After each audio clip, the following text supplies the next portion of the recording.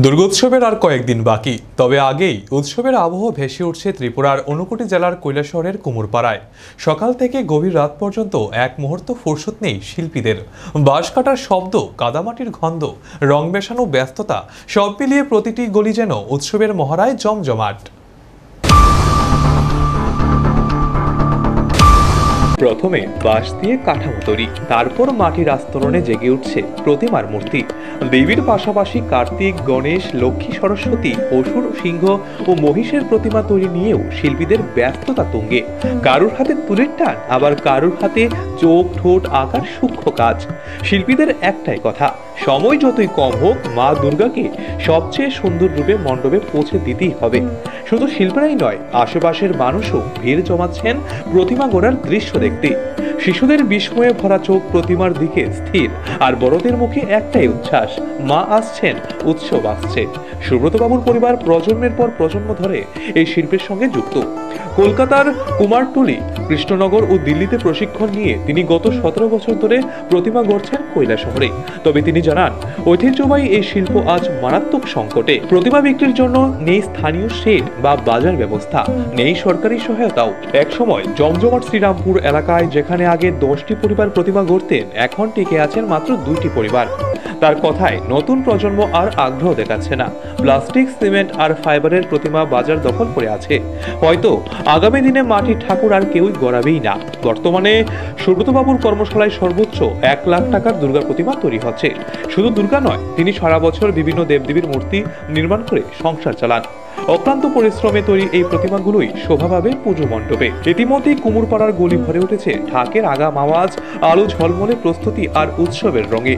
ঐতিহ্যের সঙ্গে লড়াই করেই এগিয়ে চলছে মৃৎশিল্পীরা। তাদের আশা, একদিন আবার এই শিল্প ফিরে পাবে প্রাপ্য সম্মান। সংস্কৃতি শহর কৈলাসহরে তাই ইতিমধ্যেই জমে উঠেছে দুর্গাপুজোর উৎসবের আসর। আমরা তো এই পেশার সাথে যুক্ত 3 পুরুষ। আমার ঠাকুরদাদা করেছেন, তারপর বাবা করেছেন, আমি করছি। এবার আমাদের 15 জনের মতো দুর্গা ঠাকুর হবে। ওই চলছে আর কি, মোটামুটি সবাইকে নিয়ে।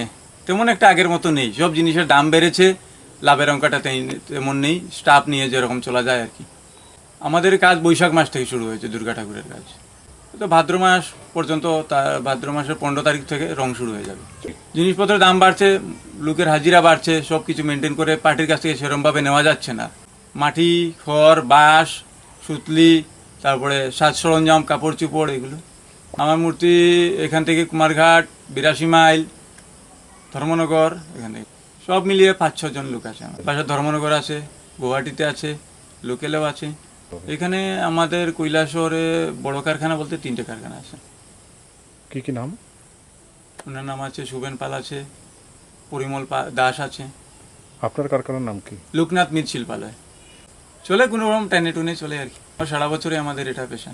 সব ধরনের মূর্তি, সিমেন্টের প্রতিমা, মাটির প্রতিমা, সব ধরনের। প্রথম তো আমার বাবা করতেন, ওইখান থেকে শুরু।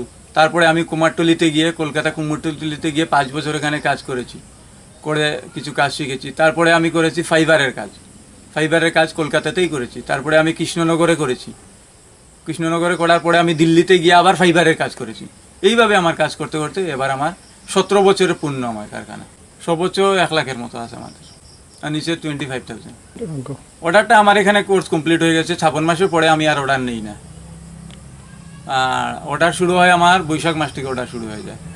সরকারিভাবে কোনো সাহায্য সহযোগিতা? না, আজ পর্যন্ত, এখন পর্যন্ত আমি সরকারিভাবে কোনো সাহায্য পাইনি। ওই সরকারি সাহায্যের আশা আমি আর করছি না। এই মানে এটা মানে একটা বিরক্তকর। এই সরকারি সাহায্যের নাম আমার কাছে এখন বিরক্তি। আমি আর এই চিন্তাধারায় যেতে চাই না।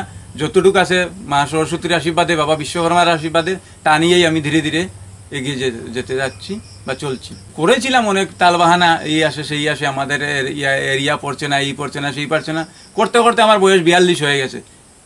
এইসব কথা টানতে গেলে আমার এখন মাথা গরম হয়ে যাবে। বাবা, দরকার নেই মাথা গরম করা। অনেক এসেছে, অনেক গেছে।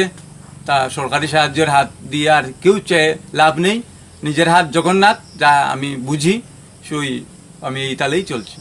এই যে আমরা মূর্তি এতদিন ধরে, আমরা 3 পুরুষ ধরে এখানে কাজ করছি। এছাড়াও আমাদের আত্মীয় স্বজন আস্থা ত্রিপুরা রাজ্যে ছড়িয়ে ছিটিয়ে রয়েছে। আমাদের যে মূর্তিটা করলাম, যে তারপরে আমরা মার্কেটিং করব, বাজারে কোথায় নিয়ে রাখবো, আমরা যেখানে বর্তমানে কাজ করছি, আমাদের কোনো স্থায়ী কোনো ঠিকানা নেই। যেখানে আমরা কাজ করি সেখানেই বাধা, সেখানে নানান ধরনের সমস্যা।